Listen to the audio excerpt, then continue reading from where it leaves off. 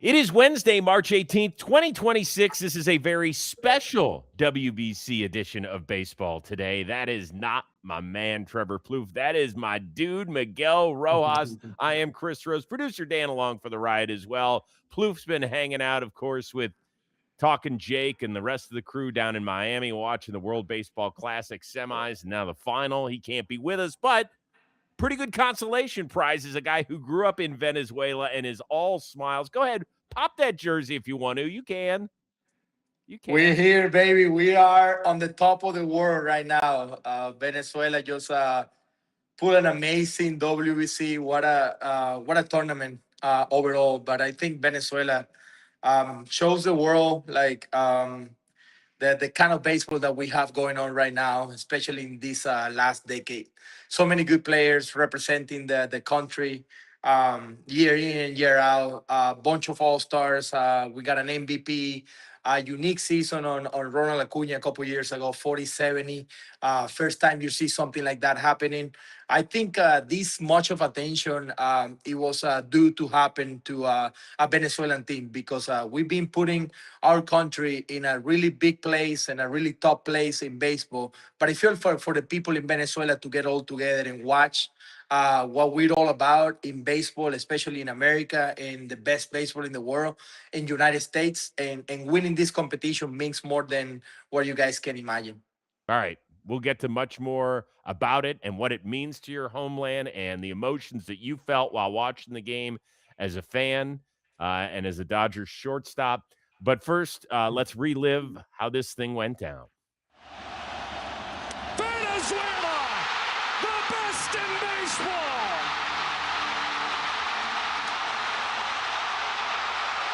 What made this team so special? The union. We are together the whole time.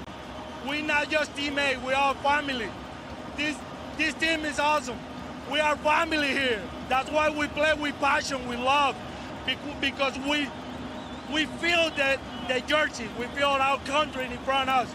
That's why this is a lot for us as players, as a people, as a human beings, and as a Venezuela. Now we are the champion.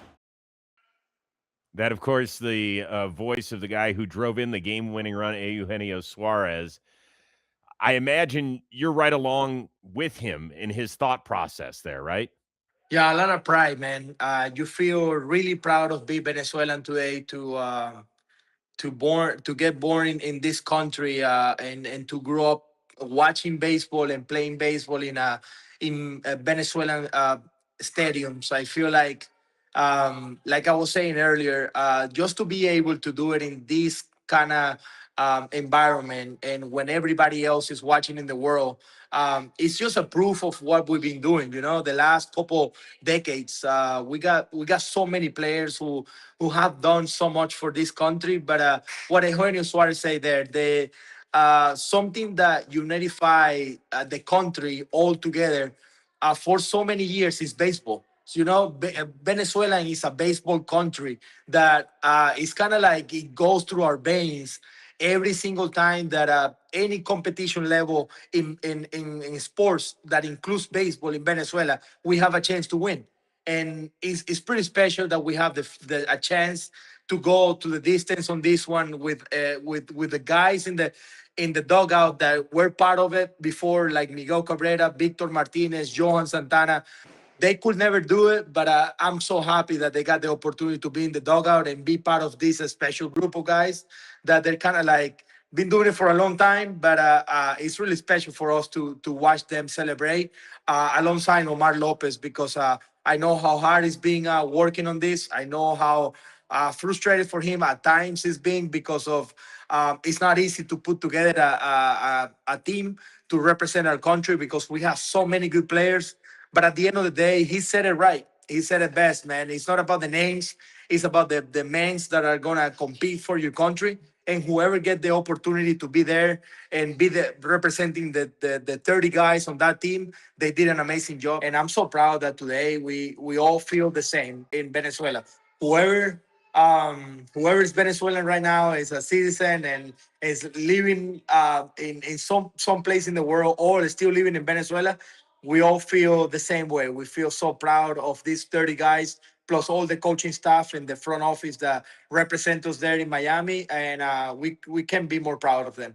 I'm sure you are. No question. I do want to get your thoughts really quickly on the game. With this powerhouse offense for Team USA that never really got it going after games against Brazil and Great Britain, they really, really kind of struggled down the line. Couple of big swings, couple of big home runs, but for the most part, held in check. Are you surprised that Venezuela, when playing back-to-back games against Italy and then the U.S., was able to do that?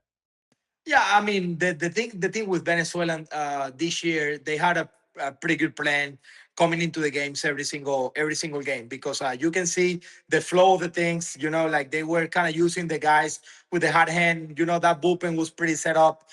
You gotta understand that the first guy that you're gonna see out of the bullpen is Basardo. He's been doing a great job doing that role. It was in the third inning of the first game that he pitched. I remember Omar Lopez pulling the strings right there early for Basardo to face the middle of the lineup. I think that was a pretty good decision. And then the back end of the bullpen with Serpa and those two guys at the end throwing 100 miles per hour. I feel like it's really hard to beat that, and pitching at this time, especially on the year, is gonna beat any offense. Like, I mean, I'm not gonna say that our pitching was weak at any form, but I feel like pitching is always gonna be way better than hitting at this time of the year. I mean, all the credit to our pitching, but obviously when you have that kind of pitching against offense right now in mid-March, pitching is always going to win. So I'm glad that we have those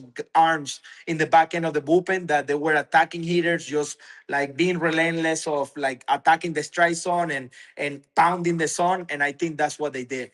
Yeah. Well, I'll be honest with you. I thought that when Harper went deep to tie this game in the eighth, I was like, okay, something funny here is going to happen. Like Harper hits that big one, takes his time around the bases, basically stopped at third base, is pointing to the American flag on the side of his arm, talking to the camera. And I was like, oh my God, like this is the thing that Team USA, this is a thing that we need right here. Did you think that maybe, oh gosh, this is where it's going to go America's way? Yeah, definitely. You felt it as a fan, as a player on that field. Like as soon as you're 4 hours away from winning the WBC right there, and right in front of your eyes, Bryce Harper just hit a ball in the deepest part of the ballpark in Miami and kind of tied this game. You feel like, okay, now it's gotta be a miracle or something really special happening in the top of the night, and that's exactly what it happens. Another thing is like these WBC rules and all that. Mason Miller couldn't pitch today. Who knows about all the guys in the bullpen back then?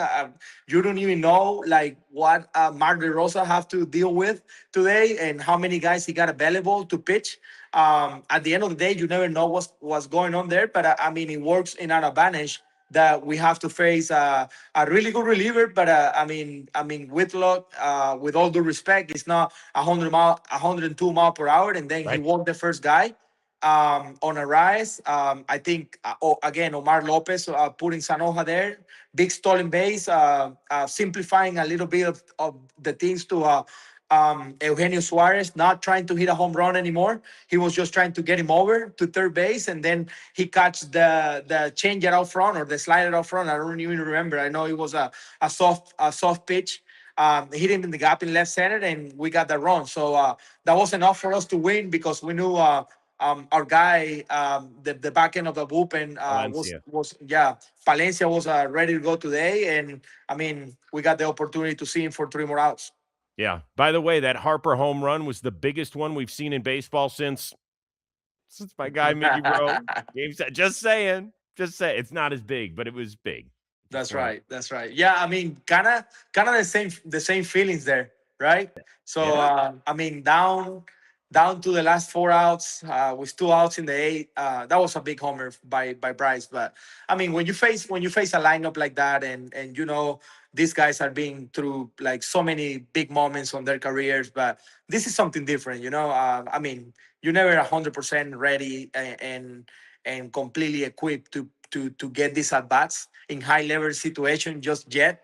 When you're trying just to get ready for the season and trying to find your stroke.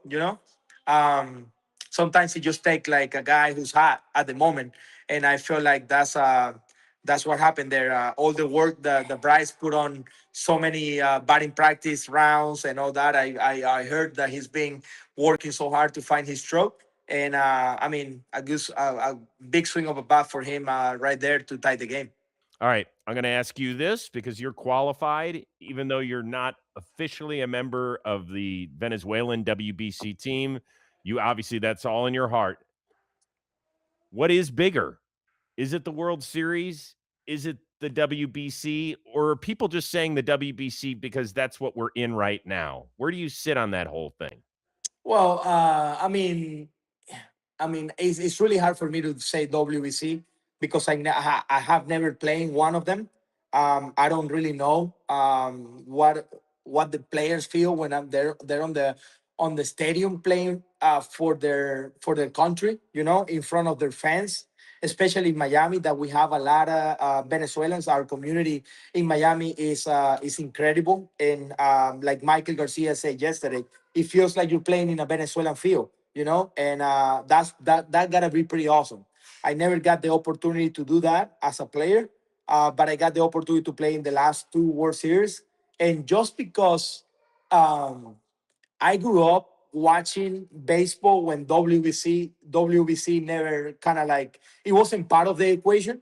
So I was always dreaming about winning the World Series because that's the biggest accomplishment as a player that you can have.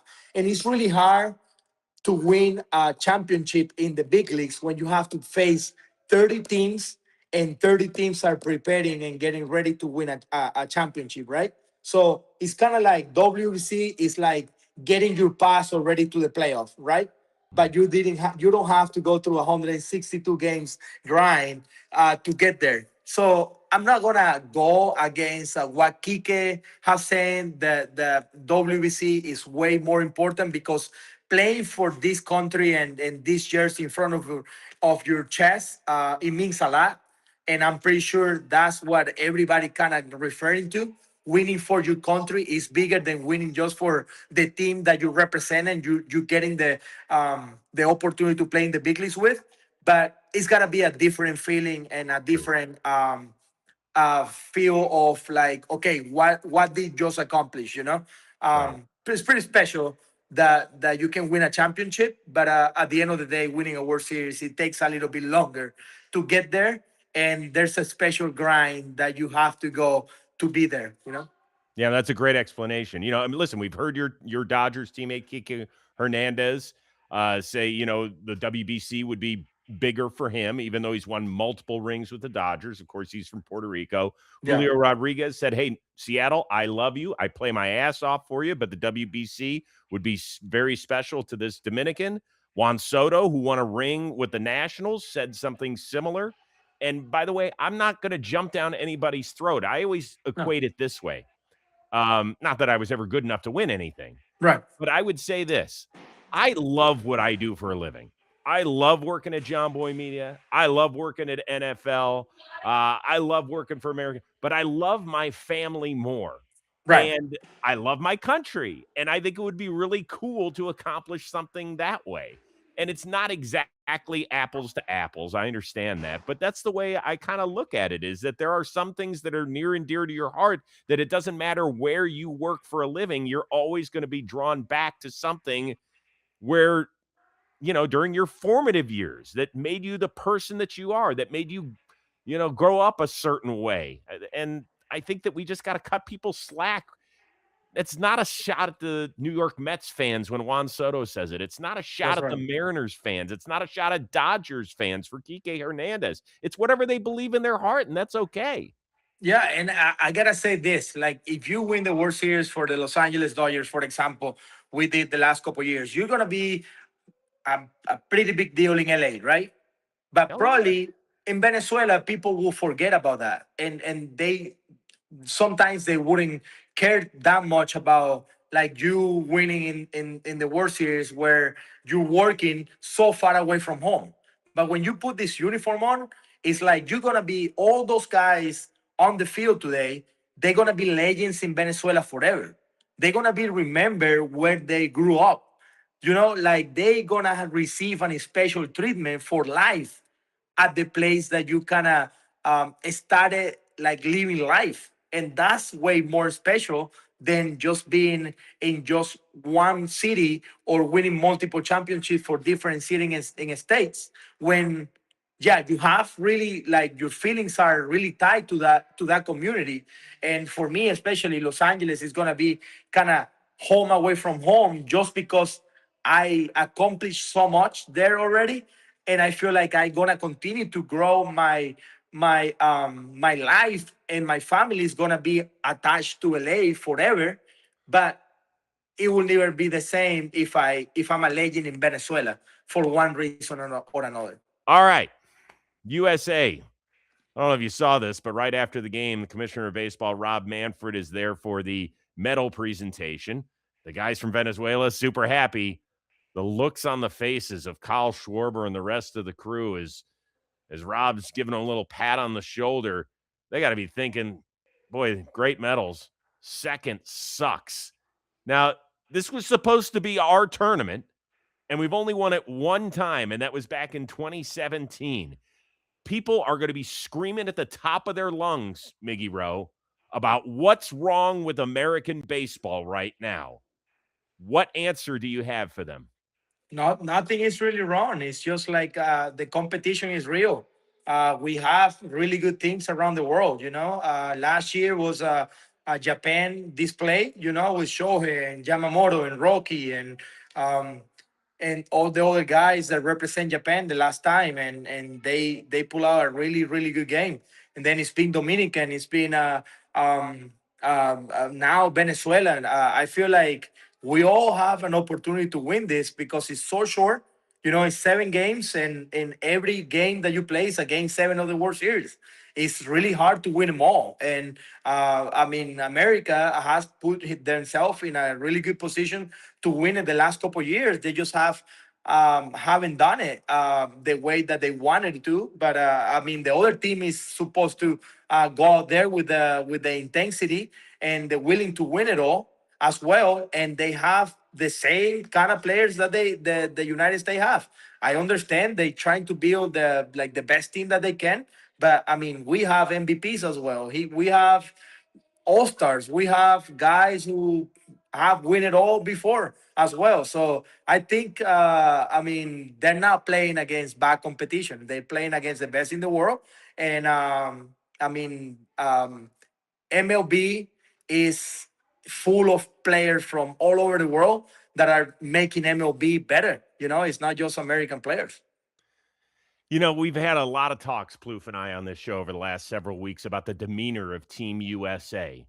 And we see what's going on in the Venezuelan dugout and in the Dominican dugout. And heck, even the guys in Team Italy, most of them are from this country. But something happens when you put on an Italy uniform and they're doing shots of espresso. They're having a blast. The guys from South Korea, when they made it to the quarterfinals, were in tears on the field. And when we look at USA, sometimes it looks like they're a little too cool for school or whatever. What's the prevailing thought of other major leaguers? Do you guys look at the guys in the Team USA jerseys and they think, maybe it's not as important? Not really. I just feel like they have their own personalities, and I play with American players before that in United States they play with certain demeanor, and they go to winner ball and they transform themselves. They probably, I mean, the players there probably haven't find that, the joy that is to play in front of the crowd, to jump. They're not used to jumping in front of the dugout every single time that you get a base hit. Like that takes a lot of effort and a lot of energy. And we are been playing into that environment for a long time. I'm not talking about just the WBC. Every time you play in a winnable team, that's how it is every single night for 60 something games. So you can't really say that the Americans are not passionate enough. It's just like a different way to live baseball, especially when they're playing in Miami, and Miami fans are 75% of the fans there are from Latin America, and they're like living baseball like it's a party, like it's a big festivity where everything, even a walk count, like the ponche chants are kind of like something that people like grew up with, and Americans, they don't play the game that way, and that's why you're gonna see the emotions and the passion from other teams, especially from Latin America. They're gonna be different than the way that they play baseball here in the United States. All right. So, I brought this up on the show the other day as to whether or not we should be allowing musical instruments in for the regular season. And people wrote me back in the comments section, Rose, if we do that for 162 games, you can count me out as a fan. And then I was like, yeah, you're probably right. Like, is there a middle ground that we can do with this where or do we just have to wait to October where guys start jumping over the railing? You've played in this game now for over a decade in Major League Baseball, but you go back, you play winter ball, you play international competition. Where should we be with all of this? Yeah, I just feel like the regular season is too long for us to be jumping and being like that. It's not sustainable. If you play the game like that for 162 games, where you go to places where baseball is played and it feels a little bit different, we're gonna have to have the kind of environment to make us jump out of the dugout. I play in a really special place. Los Angeles is 50 something thousand people every single night that motivate us to play the game a certain way. We're held into like these standards of excellence that make us feel like, okay, we have to push a little bit harder. And when you're talking about like getting instruments to the field and all that, you have to have the right kind of fans to do that. And in Miami, we have a really pretty good example that every time something happens in Miami, you see how the environment is. You really want to play baseball there. Uh, if you ask me if I see that happening in any other part of the country, yeah, I see that happening in San Diego, see that happening in places like Tampa or places a little bit more tropical, and yeah, fans gonna have to make a decision if they want to live like that for 82 games in your regular season or 81 games at home, But it takes a lot of sacrifice, and I don't think it's sustainable to play that kind of environment for 162 games. These were just 7 games, and you're returning to spring training. Just to put a period on this with Team USA, the guys cared. They don't all have to be the same way as, Venezuela, the Dominican. Be who you are. That's all right. I do think that this is going to sting for these guys. I think they're going to be really bummed that they didn't walk away winners. I think it's going to suck for them, especially with as good a team as we put together. Far and away the best team that we've had in the 20 years of this competition. And I think we just have to understand basically 40% of the major league game is played by guys who were not born in this country. Venezuela, the Dominican, Japan, we can go all over the place. Curacao, wherever. I don't care. That's the beauty of this sport. And I love it. And I think it's great for this. And I just think that we should take the good things that we've seen from the World Baseball Classic and not say, well, look, we don't do this, we don't do that. If you can learn and grow, I love it. I think it's just great. Yeah, and then another thing that happened this year was Italy. Not just because the players that play on that team, but the opportunity that Francisco Cervelli have to kind of continue to grow baseball in Italy. And I'm a big fan of the Italy community. I've been in Italy, and my one of my best friends lived there. And every time I go, I want to be involved with baseball. And count me on. And I'm gonna text Francisco Cervelli for the next time that he's gonna run clinic over there in Italy. After this last year that I'm gonna play baseball, I'm gonna be on the other side of things. I'm gonna go to Italy, and I'm down to do any kind of baseball clinic over there. Go to Cervelli to Italy and continue to grow the game internationally, because I know how much of baseball fans are in Italy right now, and there's a lot of players who wants to be good. And I'm willing to go and be part of something bigger than Cervelli's brewing over there alongside with so many other players. I love that. That's so cool. And I know you like the wine over there too. Oh yeah. I like the food, I like the wine, and I like the community and the history over there. So Oh yeah. I'm willing to go and help baseball get to a better place in Italy, and hopefully they can continue to grow. I love that. That is excellent. Hold tight 1 second because I want to let everybody know that today's episode is sponsored by Amazon. When life throws you a curveball, Amazon's everyday low prices on essentials helps you save the day. Amazon has everything you need whenever you need it. Planned purchases, unexpected moments. They got everything in one place, saving you time and money so you can focus on what matters most. From tech to clothing to daily needs. Anything else you need to prepare for the start of the season, Amazon has everything you need all in one convenient place. They deliver right to you anytime, anywhere. I told you, I've forgotten a ton of things on a recent road trip. I was gone 16 days, had them delivered to my hotel. I was good to go, including my hair product. And you know how much help I need with that. So whether it's routine shopping or handling life's curveballs, shop Amazon and save on essentials. Save the everyday. Miguel Rojas, you have been the best so far. I've got two other things I want to hit on very quickly, and then we'll go. Future of the World Baseball Classic. There are a lot of people, and I'm toying with it as well because I'm not sure. There's not a perfect time to play this tournament. Can't do it after the season. Guys they're checked out. Long season. This feels like the best time because guys are gearing up. They're all together. Some have said the All-Star break. Let's have it for 10 days, 2 weeks, whatever. Maybe we split the tournament. We have pool play in the spring training. Then we play the quarterfinals, the semis, and the final all during the All-Star break and expand the All-Star break a little bit. Would you be good with that? No, I think the timing of it is right now. It's gotta be in spring training. You don't wanna give the guys in the middle of the year a 2 week break every 3 years because that is not what we used to. It's gotta be on this time. I think everybody can get ready in the off season a little bit better to start playing games. There's a lot of ways for us to get live VPs and get on the field and play a little bit of a scrimmage game for the next one. But one thing that I have to add that I feel WBC will be so much better with. So we play this tournament every 3 years, right? Mhm. So I'm thinking if we play this tournament in one specific place in the world every single year, right? So let's talk about United States hosted this year, right? So it's gonna be Miami, Houston, and let's say somewhere else, whatever they want to put it in Atlanta or whatever is hot for us to play. Arizona, let's say. Next time the WBC comes around is in Asia. So they play. All the teams go to Japan. All the teams go to Korea and play pool play over there. Quarterfinals, semifinals, and finals.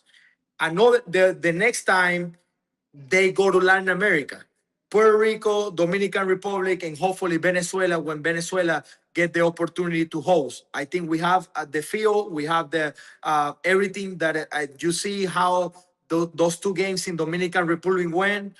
You see the atmosphere in Puerto Rico. So you have three places where you can do it and go in a rotation every 3 years. You go to a different place in the world. So I feel like those teams that play in Asia, the first round, the pool play, and they have to fly all the way to Miami for the 18 hours. It sucks for them, and they have to just fly all the time, play a game after you haven't played in 5-6 days.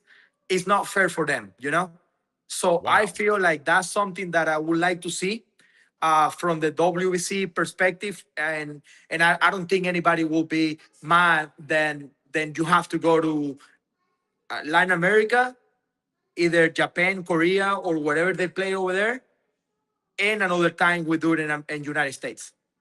So do you think Aaron Judge would hop on a plane for 2.5 weeks and head to Japan?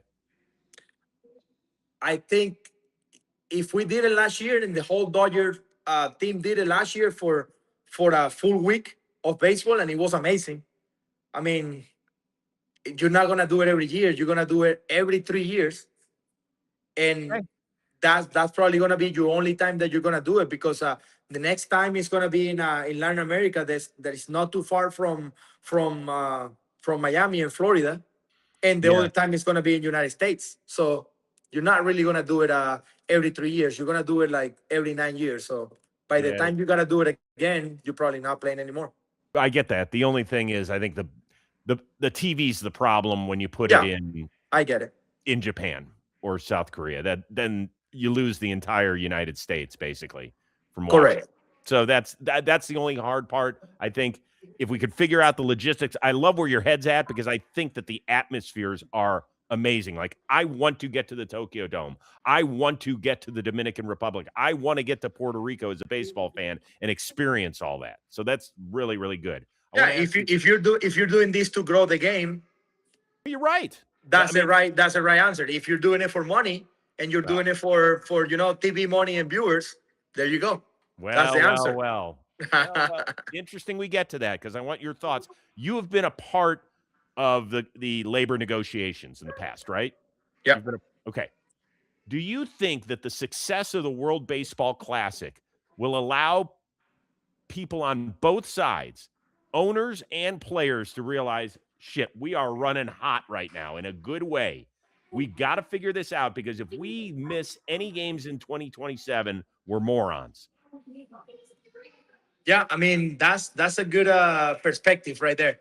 I feel like you have to understand that baseball are at their highest right now, And one thing that we don't want is to kill that momentum and kill that vibe.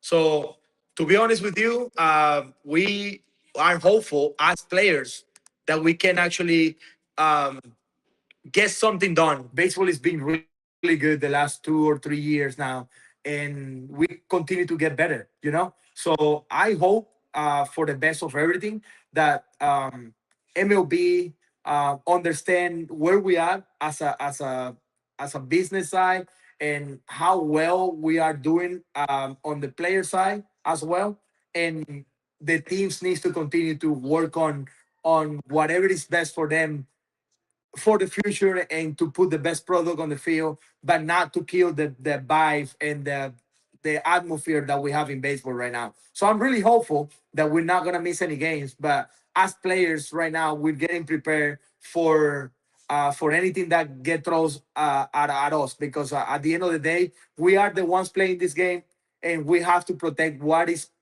ours, and we are the ones every single day putting the show on the TV. It's not the teams, it's not everybody. I know we're getting paid for this, but we have to protect what is ours, and we're gonna actually fight for the rights that the people before us fought for us. Yeah, listen, I get all that. I have never gone to a game to watch an owner own, ever. I've always gone to watch a player play. It's that simple, and I get it, and I back you. I just hope that somebody in the room, when things are contentious, somebody should just hit a play button and say, look at this moment from March 17th. Look at how special that was. Guys, I know there's a lot of money to be divided up. I understand negotiations, but for God's sakes, we are in such a good place with so much talent. And I know there's shit that's got to get figured out, but I really, really hope that somebody does that. And I'll come in. We're hopeful too, because I mean, as a players, this is what we know to do, But at the end of the day, we're gonna put our best weapons on the people who represent us, and we have a great union that we are really united throughout the years, and the union is us, the players, all the players who play in the big leagues and the people who have to sacrifice a lot of things behind us to get the sport to the place it is right now. So we have to respect that, and we have to fight for what's coming next. All right. Before we let you go, it's time right now for our SoFi Spotlight of the Week, and it's going to focus on you because your name popped up. I was in a meeting, and I get out, and the first thing I see is Trevor Plouffe and Jake Storiali talking about, well, thank God Miguel Rojas didn't get popped for PEDs. Evan Trelick of The Athletic, who's actually been a very good investigative reporter, mistyped your name when he was talking about Johan Rojas. Whoa. Let me stop you there. He didn't mistype my name. He did it with all the intention to put my name and the organization's name on that tweet. one thing is to mistype my name and say Miguel Rojas got suspended. That's a fair kind of mistake that you can commit. But when you say Miguel Rojas from the Los Angeles Dodgers Right. got suspended 80 games for PEDs, that's what I'm not good with, you know? And I'm gonna talk to you about this, and this is the only person that I'm gonna talk to about this issue, because I don't want to make it a big deal and I don't want to make it about myself. But I feel like as a reporter, you have to have some ability to be a professional as well and apologize, not just to me, but to the organization, because you don't even know how Andrew Freeman felt after these accusations that for 6 minutes kind of rumbled my whole world and got so many people around me and around us, the team, the Los Angeles Dodgers, worried because of one guy make a mistake. That is, I'm totally okay with making mistakes. We're all humans, but at the end of the day, I was expecting an apology, you know, not just for me, but for the people in the organization. So that's what you can continue with. No. with your sense. Hold on. Are you saying that Evan did not reach out to you and apologize? No chance. The only guy who reached out to me was Jack Harris from the LA. Is an LA reporter. He's here at camp, and he was the one reaching out to my agent yesterday when all this happened. But like I said, I mean, I'm okay. I was just like concerned, like with like why my name have to be on this conversation. But this guy didn't even because I don't have X or Twitter or whatever. So he didn't make an apology to my name or the organization for No, saying something like that. Whether or not he wrote that he was sorry or not, he owes you a call. He Well, owes you a he call, didn't. Miguel. He didn't call me or trying to reach out or anything. That's He was, bullshit. yeah, it is bullshit. And nothing happened to me. And I don't want to be as a center of attention for anything like this. But I just feel like it's not. I'm not asking for an apology to me.